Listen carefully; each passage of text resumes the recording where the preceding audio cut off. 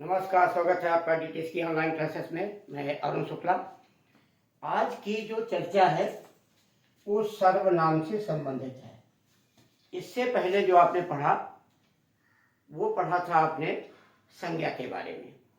संज्ञा का अर्थ होता है नाम, यानी जो भी चीज़ें हमको दिखाई पड़ती हैं या जो भी चीज़ें संसार में है, कोई वस्तु है, व्यक्ति है, स्थान है, जो नहीं भी दिखाई पड़ती, भाव है, उसका नाम है संज्ञा। तो जब सभी वस्तुओं का पहले से प्रारंभ से ही नाम मौजूद था तो फिर हमें सर्वनाम की क्या आवश्यकता पड़ गई? प्रश्न तो यह है। सर्वनाम का मतलब होता है सबका नाम, सब का नाम। संज्ञा भी सबका नाम है, ये सभी का नाम है। जब सबका नाम पहले से मौजूद था तो फिर आखिर सर्वनाम की आवश्यकता क्यों पड़ी? तो सर्वनाम की अगर हम परिभाषा देखते हैं तो क्या हो जाएगा? इस जो ज्यादातर परीक्षा में आता है, संज्ञा के स्थान पर प्रयुक्त शब्दों को सर्वनाम कहा जाता है। शब्दों को सर्वनाम कहा जाता है। तो ये तो एक साधारण सी परिभाषा हो गई कि संज्ञा के स्थान पे जो भी शब्द प्रयोग होंगे उन्हें सर्वनाम। यूपी पुलिस लेखपाल आज परीक्षाओं में कई बार पूछा गया कि संज्ञा के स्थान पर प्रयुक्त शब्दों को क्या कहते हैं। ये जवाब हो जाएगा आपको, सर्वनाम कहते। चलो ठीक है, कोई बात नहीं। प्रश्न ये है कि आखिर सर्वनाम की आवश्यकता क्यों पड़ी? क्या जरूरत थी सर्वनाम की जब सबसे पहले से नाम मौजूद थे? तो यहाँ ये देखिएगा, कहा जाता है भाषा में शब्दों की पुनरावृत्ति रोक कर उसे सरल और सरस रसपूर्ण यानी बनाने का जो काम है वो कौन करता है? बनाने का काम सर्वनाम करते हैं। सर्वनाम करते हैं, क्या करते हैं कि संज्ञा में शब्दों की पुनरावृत्ति, बार बार शब्द ना आए। देखिए, भाषा है, अगर कोई भी शब्द भाषा में बार बार रिपीट करता है तो भाषा की जो सहजता है, जो सरलता है, जो सौम्यता है, वो प्रभावित हो जाती है। तो बार बार कोई शब्द ना आए, इसे रोकने के लिए जो प्रयोग किए गए हैं वही सर्वनाम है। जैसे उदाहरण के लिए मैं आपको बता दूं, जैसे लिखा है राम स्कूल जाता है। अब आया राम स्कूल जाता है, राम पुस्तक पढ़ता है, राम गेंद खेलता है। इस प्रकार से आपने कई शब्द लिखे। अब यहाँ कई बार राम राम राम शब्द रिपीट हुआ है। तो ऐसे में भाषा की जो सहजता है, भाषा की जो सरलता है, वो बाधित हो जाती है। तो बार बार नाम ना आए तो यहाँ पर एक शब्द हो जाएगा अपने, वह है, वह सबके लिए हो गया। वह स्कूल जाता है, वह पुस्तक पढ़ता है और वह गेंद खेलता है।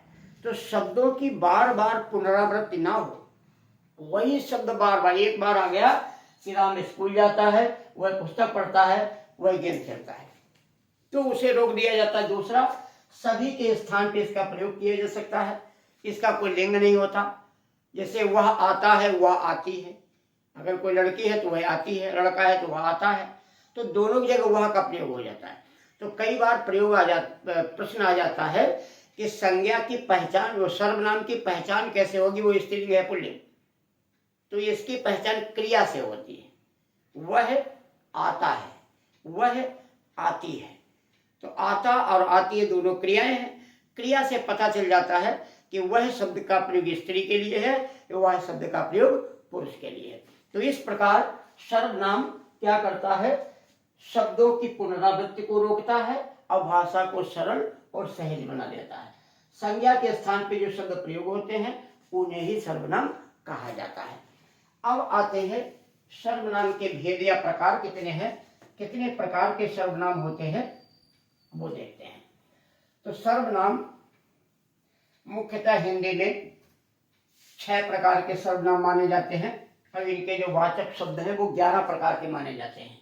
तो सर्वनाम के अगर हम भेद की बात करते हैं, सर्वनाम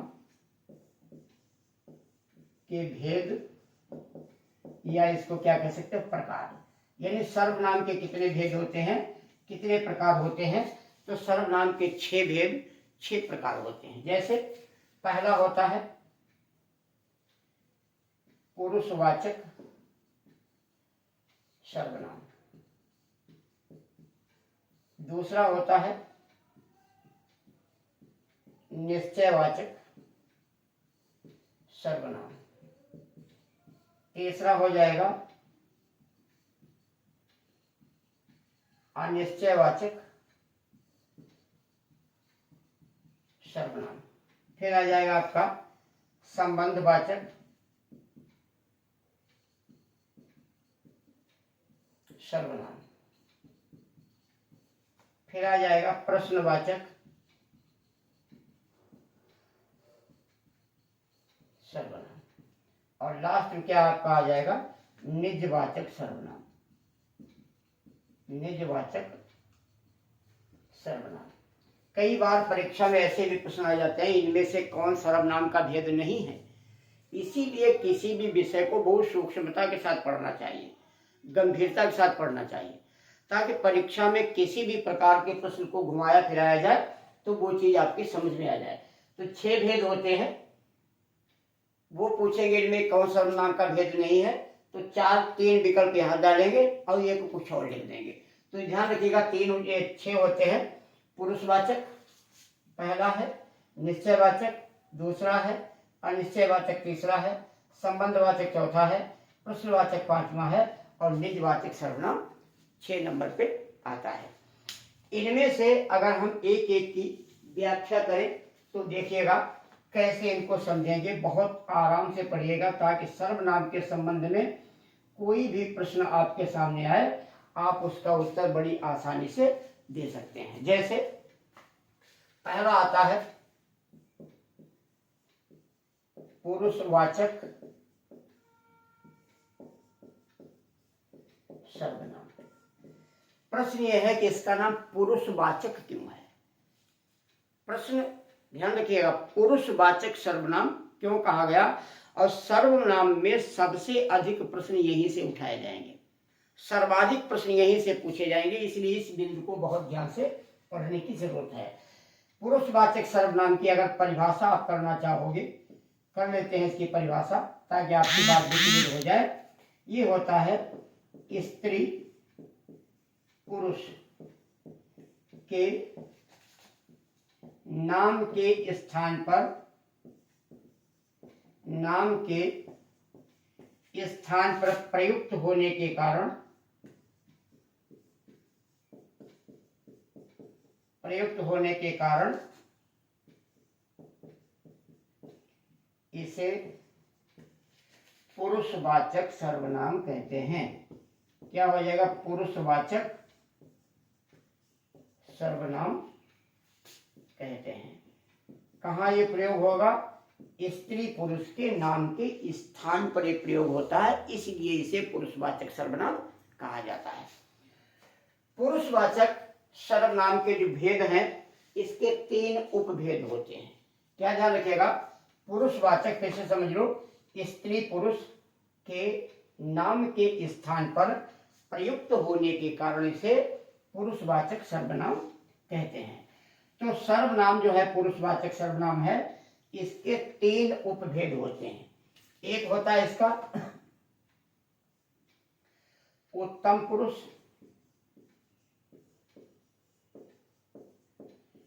फिर होगा मध्यम पुरुष और फिर होगा अन्य पुरुष। 3 होंगे और ये तीनों ही एक साथ होते हैं।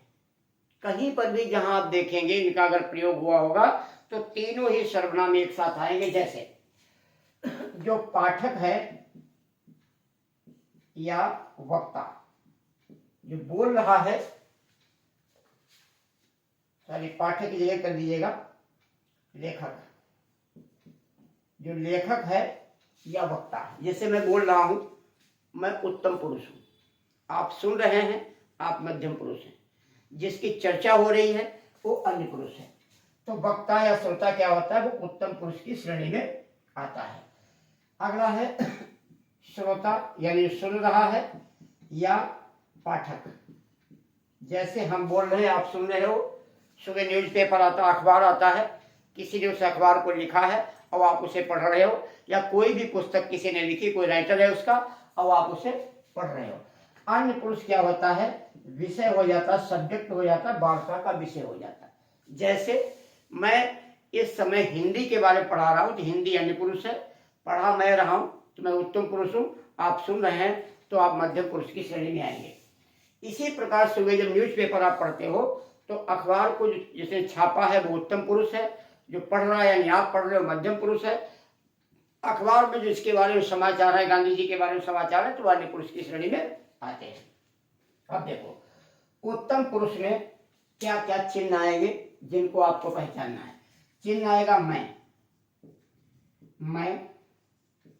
हम, हमारा, हमको, मुझे, ऐसे कई प्रकार के शब्द आ जाएंगे जो अपने लिए बात करते समय आप अपना नाम ना लें, अपने लिए नाम न लेकर के जिन जिन शब्दों का प्रयोग किया जाएगा उन्हें हम उत्तम पुरुष सर्वनाम कहेंगे। एक बार परीक्षा में यूपी पुलिस में आया था, मैं उत्तम पुरुष का बहुवचन क्या होगा, तो मैं उत्तम पुरुष का बहुवचन हम होता है। मैं उत्तम पुरुष सर्वनाम का बहुवचन क्या होगा, तो मैं उत्तम पुरुष सर्वनाम का बहुवचन होता है हम। अन्य पुरुष में जो आता है वो आएगा तुम, सामने वाले के लिए तुम्हारा, तुमको, और एक शब्द आ जाता है आपको। यानी आदर सूचक शब्द का, किसी को सम्मान देने के लिए अगर आदर सूचक शब्द का प्रयोग किया जाए तो शब्द हो जाता है यहां पर आप। अब ध्यान रखिएगा यहां विशेषकर, यदि आप शब्द का प्रयोग किसी के सम्मान में किया जाए तो वह मध्यम पुरुष पुरुषवाचक सर्वनाम होता है। यदि आप शब्द का प्रयोग कर्ता के लिए किया जाए, यदि आप शब्द का प्रयोग कर्ता के लिए किया जाए तब ये निजवाचक सर्वनाम में आ जाता है। बहुत ध्यान समझिएगा, यदि आपका प्रयोग किसी के सम्मान में किया गया हो तो यह मध्यम पुरुष पुरुषवाचक सर्वनाम का हिस्सा है। यदि आपका प्रयोग कर्ता के लिए किया जाए तब यह निजवाचक सर्वनाम में आ जाएगा। जैसे किसी ने आपको संबोधित किया कि आप हमारी बात सुनिए। अब यहां आया आप क्या है, मध्यम पुरुष है। कहीं आया मैं अपने आप पढ़ता हूं, मैं अपने आप पढ़ता हूं, यहां भी आया आप। अब ये आप क्या है, अब ये आप मध्यम पुरुष नहीं आएगा, अब ये आप आ जाएगा निजवाचक सर्वनाम में। किसमें आ जाएगा, ये निजवाचक सर्वनाम में चला जाएगा। तो ये जरूरी है कि आप पढ़ते समय इन बारीकों को ध्यान रखें। जैसे पेपर में मैं अपने आप पढ़ता हूं, आपको अंडरलाइन किया गया और लिख दिया गया रेखांकित शब्द में कौन सा सर्वनाम होगा, तो आप क्या जवाब देंगे। तो इसलिए इन चीजों पर आपको विशेष ध्यान देने की आवश्यकता है। अब आगे आता है उत्तम पुरुष, वो सारी अन्य पुरुष। अन्य पुरुष शब्द जो आते हैं, यह, वह, ये, वे और वो, ये 5 शब्द इसमें आते हैं। बहुत ध्यान रखिएगा, ये 5 मुख्य रूप से आते हैं। यह, वह, ये, वे और वो। यह का प्रयोग किया जाता है नजदीक एक वचन के लिए, वह का प्रयोग किया जाता है दूर एक वचन के लिए ए का प्रयोग किया जाता है नजदीक बहुवचन के लिए, और वे वो का प्रयोग किया जाता है दूर बहुवचन के लिए। आपके द्वारा बोला गया वाक्य किस वचन में है, इसकी आपको ध्यान देने की आवश्यकता है। अब यहाँ मुख्य बिंदु देखिएगा, जो बड़ी मुश्किल से कहीं किताब में आप मिलेंगे और ये सीखने की आवश्यकता है। एक कहावत है, एक मुहावरा है, एक तीर से 2 शिकार करना। अब यहाँ सिखाया जाएगा एक तीर से 3 शिकार करना, यानी कम याद करेंगे, पढ़ेंगे कम, याद ज्यादा होगा। परिश्रम कम करेंगे, परीक्षा में अंक ज्यादा आएंगे। वो चीज आपको यहाँ समझाई जा रही है, ध्यान रखिएगा। यदि इन सभी संकेतों का प्रयोग किसी व्यक्ति के स्थान पर है, फिर से ध्यान रखिएगा, यदि इन सभी संकेतों का प्रयोग किसी व्यक्ति के स्थान पर है तो वह अन्य पुरुषवाचक सर्वनाम होगा। यदि इन सब संकेतों का प्रयोग किसी वस्तु के स्थान पर है, किसी वस्तु के स्थान पर है, तब वह निश्चयवाचक सर्वनाम होगा। निश्चयवाचक सर्वनाम होगा। यदि इन सब संकेतों का प्रयोग किसी संज्ञा के साथ है, संज्ञा के साथ है, तब इसे सार्वनामिक विशेषण कहा जाएगा। सार्वनामिक क्या हो जाएगा? विशेषण, अर्थात अब ये सर्वनाम होगा ही नहीं। तो जितनी बारीकियों के साथ हम हिंदी को पढ़ते हैं तो कम पढ़ते हैं, याद ज्यादा हो जाता है, स्मरण हमको ज्यादा हो जाता है। तो एक तीर से कैसे हम 3 शिकार कर सकते हैं, इस बात को आपको ध्यान में रखना है। फिर से समझिएगा। अब मैं उदाहरण देता हूं, इन्हीं चिन्हों को देखिए। अगर कहीं लिखा है, कहीं भी लिखा गया वह ईमानदार है, वह ईमानदार है। अब वह शब्द का प्रयोग किसके लिए है? किसी व्यक्ति के लिए। ईमानदार या बेईमान कोई इंसान हो सकता है, ईमानदार बेईमान कोई पशु पक्षी नहीं होता। तो वह जैसे लिखा आपने राम ईमानदार है, उसकी जगह लिख दिया वह ईमानदार है, तो वह शब्द आ गया। अब ये शब्द क्या हो गया? यह व्यक्तिवाचक शब्द अन्य पुरुष में आ जाएगा, पुरुषवाचक सर्वनाम में। अब यहां लिख दिया गया जैसे वह रीना का घर है, वह रीना का घर है, आपने लिख दिया। अब देखो वह का प्रयोग किसके लिए हुआ? वह का प्रयोग घर के लिए हुआ। घर एक वस्तु है। अब यह निश्चयवाचक सर्वनाम में आ जाएगा।